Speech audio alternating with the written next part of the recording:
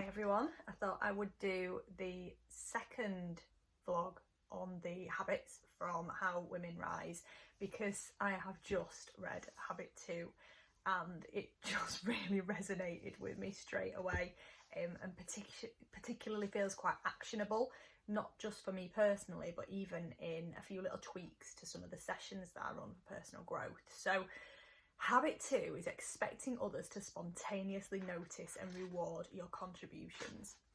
And it is a flip side of the first habit around not wanting to claim achievements. So similar roots, those two habits, and different effects. The people should notice element can serve as a really convenient excuse if you feel uncomfortable advocating yourself. And it's not only a good way to keep yourself stuck, but it can also reduce the satisfaction that you feel in a job that you would otherwise enjoy.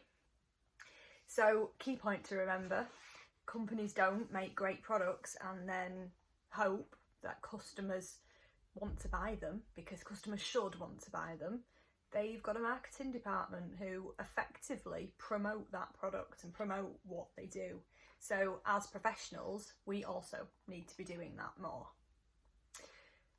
What I thought was really interesting was the link to your satisfaction in your current job role and how these things can link. So it's described in the chapter as when praise that you're hoping for doesn't come, you may start to feel underappreciated. And you then may start to resent not just the people more senior than you who aren't noticing what you think that they should, but also the colleagues around you who are good at getting their achievements noticed. You might then even congratulate yourself on not being like them and not being self-centred, not trying to get yourself noticed, that lack of self-promotion. And while you're congratulating yourself for doing that, you're staying in the shadows as well. You may start believing then that you don't belong in that job because other people are getting noticed, you're not. So you may be thinking that you're better off elsewhere. And this is how a job that originally feels like a perfect fit starts to feel like it's not the one for you. So what I really like with this chapter on this habit is it's really actionable. So how can you draw attention to what you contribute without feeling self-centred? Well, firstly, you could articulate a vision of where you'd like your current job to take you, so that you can give people context for what you want in the future, and also you can prepare yourself for when the opportunity to share that with people arises. So we talk about the elevator pitch, which is something that I facilitate in personal branding sessions. It was really useful to have it broken down a little bit more and think about why it's so useful. So if you're not familiar with an elevator pitch, it's about having a clear, concise statement ready to deliver at any moment. And it should say what you do now, but emphasise what you want to do in the future and why you're qualified to do it. And it gives you a huge advantage in terms of visibility and positioning, sets you apart from the pack, and it makes sure that you're ready to make the case for yourself when the opportunity arises. So if you were in an elevator with a senior leader, you'd be ready to go with that short, snappy statement.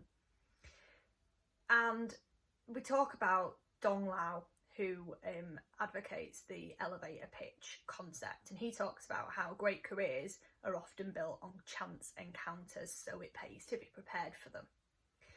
3 advantages to having an elevator pitch prepared. Firstly, it shows that you're ambitious and that ambition is focused on something specific that you're working towards. Secondly, it gives you an opportunity to talk about your skills and background in a way that aligns with what you can bring for an organisation, not just now, but in the future too. And thirdly, it's a chance to show that you're thoughtful, you're reflective and you're concise.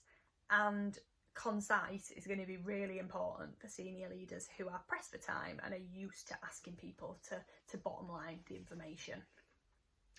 The most important things with an elevator pitch are that it's real and that it's a true statement of what you could see yourself doing in the future and what you want to do, that you have the desire to do. And of course, it needs to be as brief as you can possibly make it. So the goal is to be prepared to stake a claim for yourself and for your future, so that when the chance arises to connect with a senior leader, you're ready to seize it. And it's a tactical version of a vision or a mission statement, a personal articulation of purpose that declares what you're trying to achieve in the world. Peter Drucker talks about this as you should be able to put your mission statement on a t-shirt. Really like that idea, keeping it really short, snappy. And it speaks for itself as well, I guess. If it's on a t-shirt, that is all that you need. So a crystal clear sense of what you're trying to do, why you're motivated to do it, doesn't just enable you to then speak that truth concisely and powerfully, it also can really help you to clarify which opportunities you want to go after and which ones you can say no to, by asking yourself the question of, would doing this help me to reach that bigger goal? So an elevator pitch helps you to think clearly about the future, helps you to feel more confident and more prepared, marks you out as one to watch, and it's perfect for moving past hoping to be noticed into actually staking that claim and doing some self-promotion when an opportunity arises. You can probably tell, really like this chapter on the second habit. So a reminder that the second habit is expecting others to spontaneously notice and reward your contributions. What I'm going to do immediately on the back of this is think about that elevator pitch and also update some facilitator notes just with a little bit more around why it's so important and how you can make a really great elevator pitch. So I think that this is one that both me as an individual will benefit from, but also co-op in terms of the addition to some of the personal growth sessions as well. So thanks for watching. I will see you for habits 3 very soon.